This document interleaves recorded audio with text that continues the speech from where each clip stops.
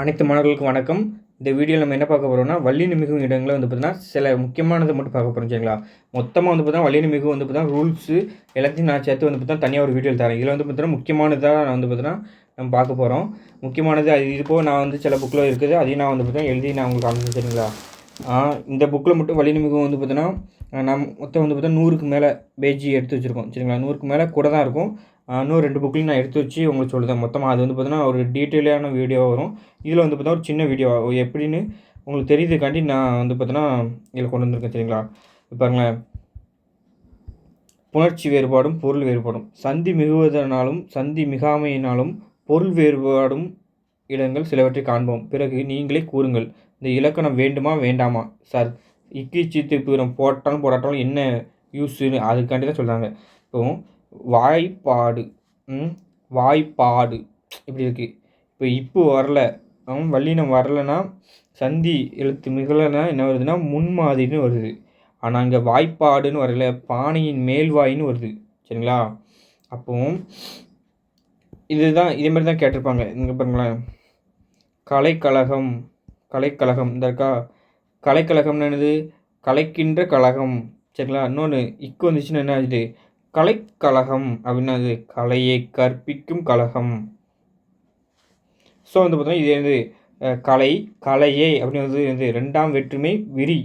So 2ஆம் வேற்றுமை விரியில் எழுது வல்லினம் மிகும். அதனால இங்கே வந்து பார்த்தோன்னா வல்லினம் மிகுந்திருக்கு சரிங்களா? இது வந்து பார்த்தோன்னா கலைக்கழகம். இது வந்து பார்த்தா ஒரு வினைத்தொகை மாதிரி. கலக்கின்ற கழகம், கலையும் கழகம், கலைந்த கழகம் அதே மாதிரி. ஸோ வந்து பார்த்தா அது வினைத்தொகை மாதிரின்னு எடுத்துருக்காங்க சரிங்களா?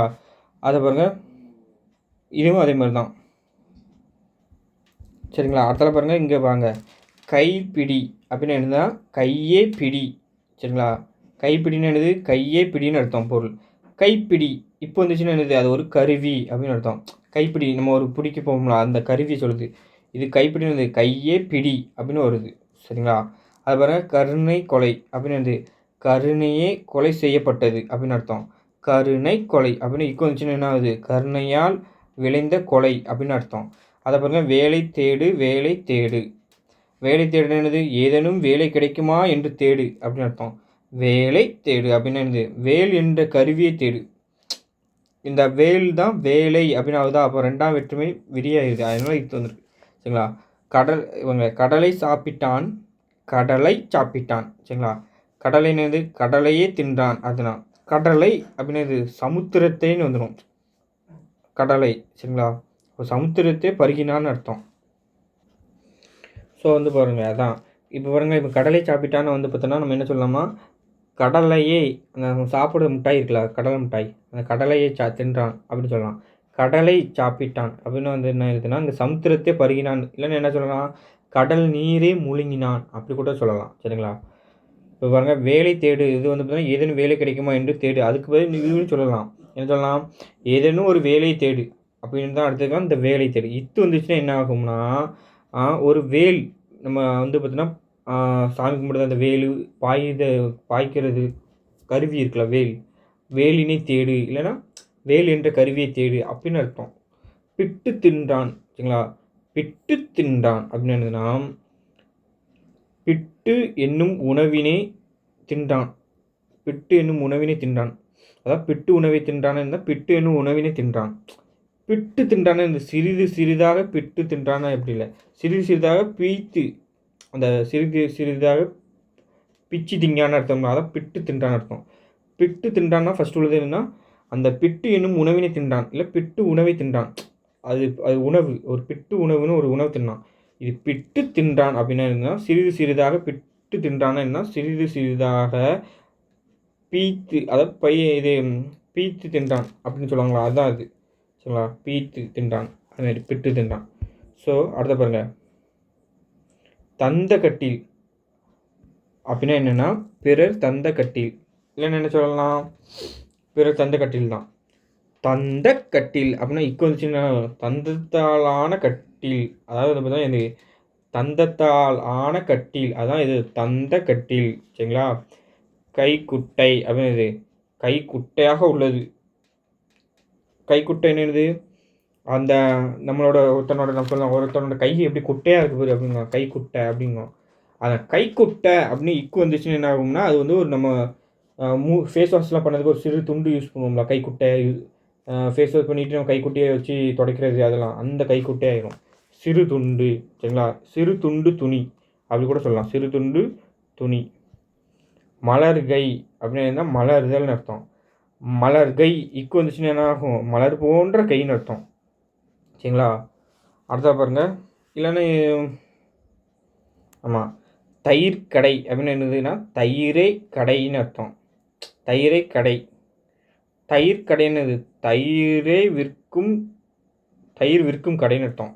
பாருங்க நல்லா பாருங்கள், தயிர் கடைன்னு என்னது, தயிரே கடைன்னு அர்த்தம். தயிர் கடை அப்படின்னு இக்கு வந்துச்சுன்னா ஆகும் தயிர் விற்கும் கடை அப்படின்னு அர்த்தம். மருந்து கடையும் அதே மாதிரி தான், மருந்து கடைன்னு இருந்தால் மருந்தே கடைதல்னு அர்த்தம் சரிங்களா. அடுத்தல பாருங்கள், மருந்து மருந்து கடை அப்படின்னா இக்கு வந்துச்சுன்னா மருந்து விற்கும் கடையை சொல்லிட்டாங்கன்னு அர்த்தம். அடுத்தல பாருங்களேன், இதெல்லாம் நோட் பண்ணி வச்சுக்கோங்க. நம்ம மொத்தமாக கொடுப்போம். இது சும்மா போய் நீங்கள் தெரிஞ்சு வச்சுக்கணும், இதேமாதிரிலாம் கேட்பாங்க. இதெல்லாம் முக்கியமானதுனால இது தனியாக ஒரு வீடியோவில் போட்டு சொல்லுவேன். அரசு போக்குவரத்து என்றால் அரசு மாற்றத்தை குறிக்கும். அரசு போக்குவரத்து என்றால் அரசுக்கு உடைமையான போக்குவரத்து என்றாகும். அதாவது பாருங்களேன், இப்போ அரசு போக்குவரத்து இதில் என்னது இப்போ வரல சரிங்களா. அப்போ என்ன அரசு மாற்றத்தை குறிக்கும்னு அர்த்தம் பொருள். அதுக்கு அரசு போக்குவரத்து இல்லை இப்போ வந்திருக்கா, அப்போ என்னது அரசுக்கு உடைமையான போக்குவரத்து என்றாகும். நல்லா பார்த்துக்கிடுங்க. ஸோ வந்து பார்த்தோன்னா என்ன ஆகிடுது, அரசு அப்போ வந்து பார்த்தா இது ஒரு பொருள் எப்படின்னா இந்த இடத்துல இப்படி ஃபஸ்ட்டு அரசு போக்குவரத்து, அரசு போக்குவரத்து ஒன்று, இன்னொன்று அரசு போக்குவரத்து,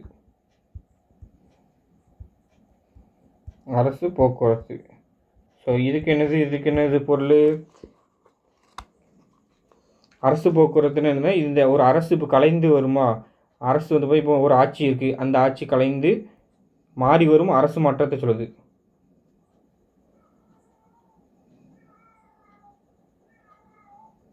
சரிங்களா. இந்த அரசு போக்குவரத்துன்னு என்னதுன்னா அரசுக்கு உடைமையான போக்குவரத்துன்னு அர்த்தம். அதுதான் இங்கே சொல்ல வராங்க. இது அரசு மாற்றத்தை குறிக்கும். அரசு போக்குவரத்துன்னா என்னதுன்னா ஒரு அரசு வந்து பார்த்தோன்னா கலைந்து அடுத்த நோய் இப்போ ஒரு அரசு இப்போ திமுக இருக்குன்னா அதுக்கப்புறம் அது வந்து பார்த்தோன்னா மாற்றத்தை அடுத்த வருஷம் வேறு ஒரு அரசு வந்துச்சுன்னா அதை சொல்லுது. அதே இது அரசு கலைந்து மாறி வரும் அரசு மாற்றம், அரசு மாற்றம் அப்படி கூட சொல்லலாம் சரிங்களா. அரசு மாற்றம் இது வந்து அரசு போக்குவரத்துன்னு என்னது அரசுக்கு உடைமையான, இதெல்லாம் வந்து பார்த்தோன்னா டிஃப்ரெண்ட்டாக இருக்கும், இதனால நோட் பண்ணி வச்சுக்கோங்க. அரசுக்கு உடைமையான, அரசுக்கு உடைமையான போக்குவரத்து, அரசுக்கு உடைமையான போக்குவரத்து சரிங்களா. அடுத்த பாருங்க, வாழைப்பழம் என வீட்டு இசைப்பது சரியான பொருளை தரவில்லை. மதுரையில் ஒரு கடையில் வெண்ணெய் கடை, எண்ணெய் கடை என்று விளம்பரம் காணப்பட்டது. கடைந்தால்தானே வெண்ணெய் கிடைக்கும் என்று அதை பார்த்த நண்பர் கேட்டார். இவை ஏவல் வினை போல் உள்ளன. வெண்ணெய் கடை இங்கே இக்கு வந்திருக்கு, எண்ணெய் கடையில் இக்கு வந்திருக்கு சரிங்களா. என்பனவை கடையை சுட்டும் என கூற வேண்டுமா அப்படின்னு பாருங்க. இப்போ அதுக்கு பார்த்துடலாம். இப்போ வெண்ணெய் கடைக்கு நான் சொல்கிற மாதிரி பாருங்கள், இதை எழுதி வச்சுக்கோங்க.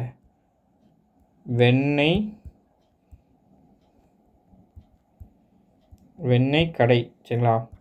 அடுத்த இதில் பார்த்தோன்னா வெண்ணெய் இக்கு வந்திருக்கு சரிங்களா, வெண்ணெய் கடை. இதுக்கு என்ன மீனிங்னு பார்க்கலாம். இதுக்கு என்ன ஃபஸ்ட்டு இவ்வளோக்கு என்ன மீனிங்னா வெண்ணெயே கடைந்திடுன்னு அர்த்தம். எப்படி, வெண்ணெயே கடைந்திடு அப்படின்னு அர்த்தம். அடுத்த ரெண்டாவது இதுக்கு என்ன மீனிங்கு, வெண்ணெய் கடை அப்படின்னா என்னன்னா வெண்ணெய் விற்கும் கடைன்னு அர்த்தம்.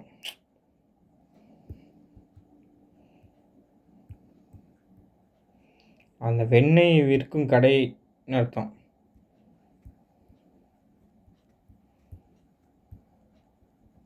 இப்போ அடுத்தது வந்து பார்த்தோன்னா நம்ம இன்னொன்று பார்க்க போகிறோம். என்ன பார்க்க போகிறோம், எண்ணெய் கடை. அதேமாதிரி இதுக்கு சொல்லுங்க பார்ப்போம். எண்ணெய் கிடைக்கும்,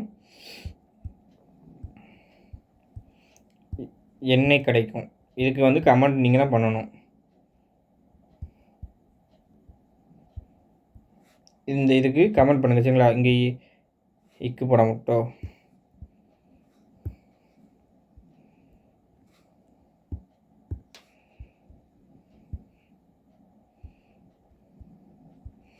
இதுக்கு இக்கு வந்திருக்கு, இங்கே வரல. ஸோ இதுக்கு கமெண்ட் நீங்கள் பண்ணுங்கள். அடுத்த நம்ம இன்னொரு பார்க்கலாம் சரிங்களா. இப்போ பாருங்க, கோவை கடை, கோவை கடை. இப்போ இதுக்கு பாருங்களேன், அதுக்கப்புறம் இன்னும் நிறைய இருக்குது, நான் சொல்ல பாருங்கள். கோவை கடை, கோவை கடை. ஸோ இதுக்கு என்ன மீனிங்னா, ஃபஸ்ட்டு பாருங்களேன், கோவையே கடைந்திடுன்னு அர்த்தம். அதே மாதிரி தான் கோவையே கடைந்திடுன்னு அர்த்தம். கோவையே வந்து பார்த்தோன்னா கடைந்திடு, கோவையே கடைந்திடுன்னு அர்த்தம். இந்த கோவை கடைன்னு என்னது, கோவையில் உள்ள கடை, ஒரு கடையை சொல்லுதாங்க.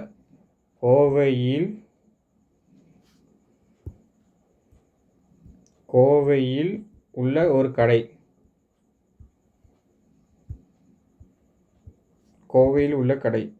அடுத்தல பாருங்க,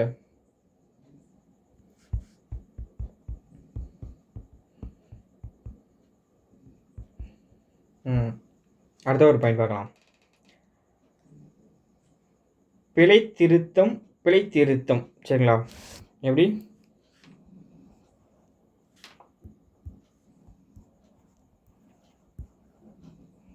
பிழை திருத்தம்னா என்ன மீனிங்,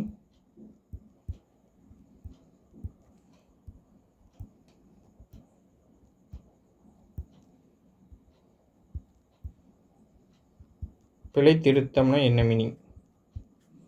இப்போ ஃபஸ்ட்டு பிழை திருத்தம்னா என்னது, பிழையை திருத்துவதுன்னு அர்த்தம்.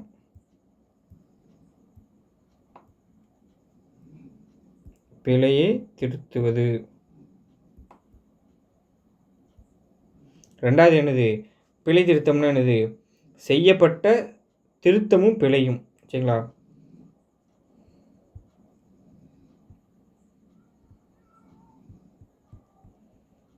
செய்யப்பட்ட திருத்தமும்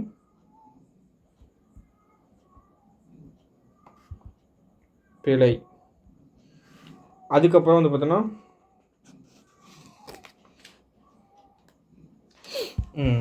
ஆத்திச்சூடி சரிங்களா. ஆத்திச்சூடி பாருங்களேன், ஔவையார் பாடியது ஆத்திச்சூடி தான். அதாவது ஆத்தி மாலை, ஆத்தி மாலை இருக்கலாம், ஆத்தி மாலை சிவபெருமானுக்குரிய மாலைகளில் ஒன்று. ஆத்தியை சூடிய சிவபெருமான் என்பது பொருள்தான் ஆத்தி மாலை சரிங்களா. அப்போ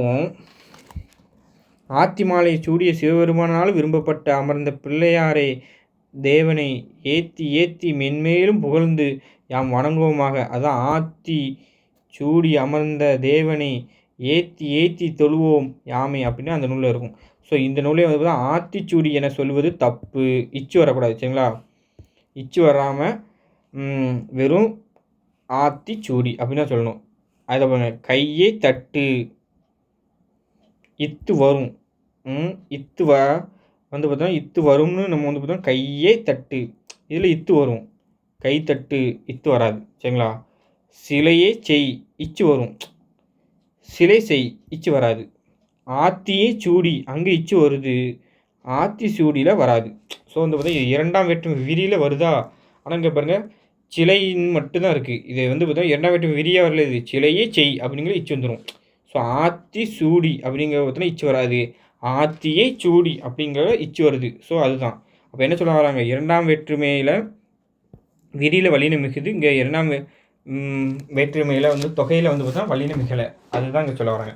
இனி என்னாலும் ஆத்திச்சூடி என்றே உணர்வோம், ஒழிப்போம், எழுதுவோம் அப்படின்னு கொடுத்துருக்காங்க. ஸோ சரிங்களா. இதில் வந்து பார்த்தா நிறைய விதி இருக்குது, போக போக படிச்சுக்கலாம் சரிங்களா. இப்போ பாருங்களேன், இதெல்லாம் வந்து பார்த்தோன்னா தாய் செய், தாயும் செய்யும், காய்கறி, காயும் கறியும். ஸோ வந்து பார்த்தா இது இப்படி வந்து பார்த்தோன்னா நிறைய விதி இருக்கும். இதெல்லாம் வந்து பார்த்தா எக்ஸ்ட்ரா சோர்ஸில் உள்ளது, நம்ம வந்து பார்த்தா எல்லாத்தையும் பார்க்கணும் சரிங்களா.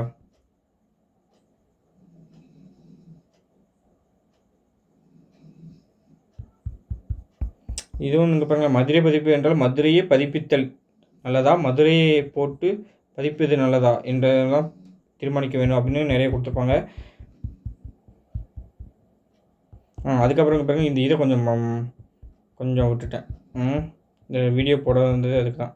பாருங்களேன், கை மாறு அப்படின்னு என்ன அர்த்தம்னா கையின் கண் உள்ள மாறு. சரிங்களா, கையின் கண் உள்ள மாறு தான் இது கை மாறு.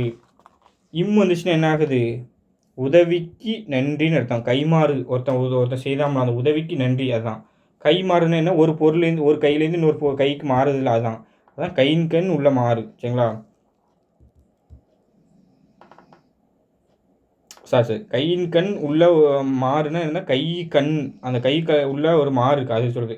ஸோ செய் நன்றின்னு என்னது, செய்யும் நன்மையை தான் செய் நன்றிங்க. இந்த வந்துச்சுன்னா என்ன ஆகுதுன்னா, செய்த நன்றிக்கு பதில் நன்றியை சொல்கிறது தான் அது. மெய் மறந்துன்னு இது உண்மையை மறந்துன்னு அர்த்தம். வந்துச்சுன்னா என்ன ஆகுது, தன்னை மறந்துன்னு அர்த்தம். ஸோ இதெல்லாம் முக்கியமானது. சரிங்களா, ரொம்ப ரொம்ப முக்கியமானது. இதெல்லாம் பார்த்தீங்கன்னா தெரியாமல் இருந்துச்சுன்னு வச்சுங்களேன், இப்படிலாம் கேட்பாங்க. இதுமாதிரி கொஞ்சம் பாயிண்ட் இருக்குது, அதெல்லாம் பார்த்தா ரொம்ப ரொம்ப முக்கியமானது கேட்பாங்க. அதனால் நோட் பண்ணி வச்சுக்கோங்க. மற்ற விதி சம்மந்தமாக எல்லாமே நம்ம பார்த்தா பார்க்கலாம். சரிங்களா, ஃபர்தரான வீடியோவில். இதே ரொம்ப நேரம் ஆகுது. நீங்கள் ரொம்ப நேரம் ஆணுச்சுன்னா பார்க்க போய்ங்களான்னு தெரில. அதனால் அடுத்தடுத்த வீடியோவில் சந்திக்கலாம். சரிங்களா, நன்றி, வணக்கம், தேங்க்யூப்பா.